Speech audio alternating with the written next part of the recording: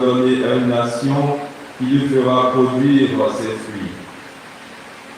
En entendant les paraboles de Jésus, les grands prêtres et les pharisiens avaient bien compris qu'il parlait d'eux. Tout en cherchant à l'arrêter, ils eurent peur des foules parce qu'elles le tenaient pour un prophète.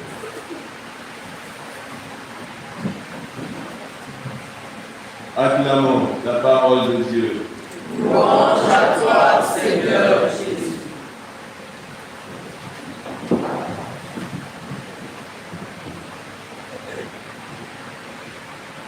Frères et sœurs, pour notre méditation de ce jour, je voudrais m'appesantir sur la première lecture. L'histoire de Joseph, fils d'Israël, que nous avons entendue, est toujours une interpellation pour la vie de nos familles et de nos communautés. Il n'y a pas que des choses négatives dans cette histoire, il y a aussi de bonnes choses.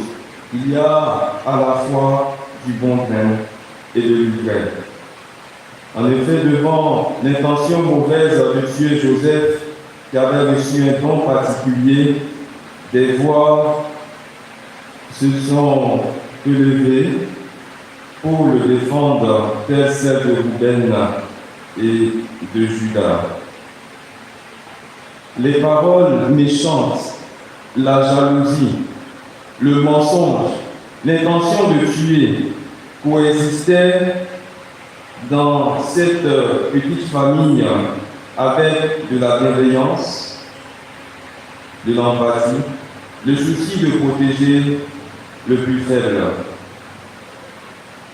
Frères et sœurs, la réalité de nos familles, celle de nos communautés de travail et même celle de nos communautés chrétiennes sont à l'image de cette fratrie mise à l'épreuve. Il est bon de se demander comment Dieu, notre Père, du haut du ciel, regarde tout cela. Comment agit-il? Reste-t-il impuissant, incapable de sauver les innocents?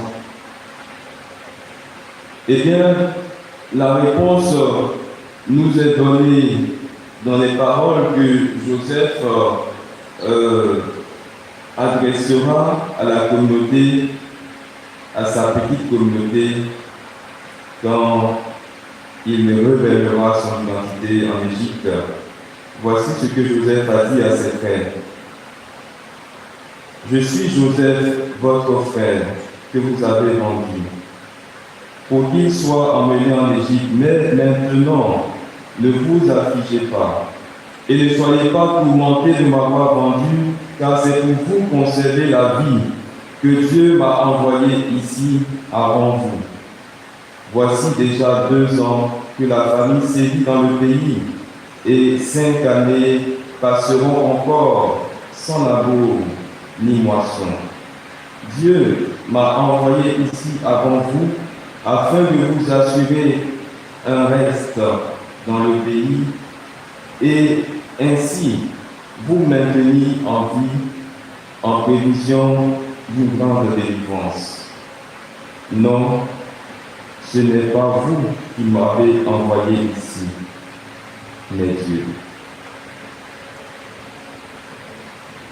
Voilà les paroles de Joseph adressées à ses frères. C'est en Genèse 45, de versets 4 à 8. Vous voyez, dans ces paroles, Joseph révèle ce que Dieu a fait. La main de la providence a été à l'œuvre dans la vie de cette communauté. Bien-aimés, lorsque nos familles, nos communautés sont divisées, eh bien, soyons de ceux-là qui crient sans attiser le feu qui brûle déjà. Car Dieu n'est pas indifférent aux souffrances des innocents. Prions et agissons pour être des acteurs de paix et de réconciliation. Amen.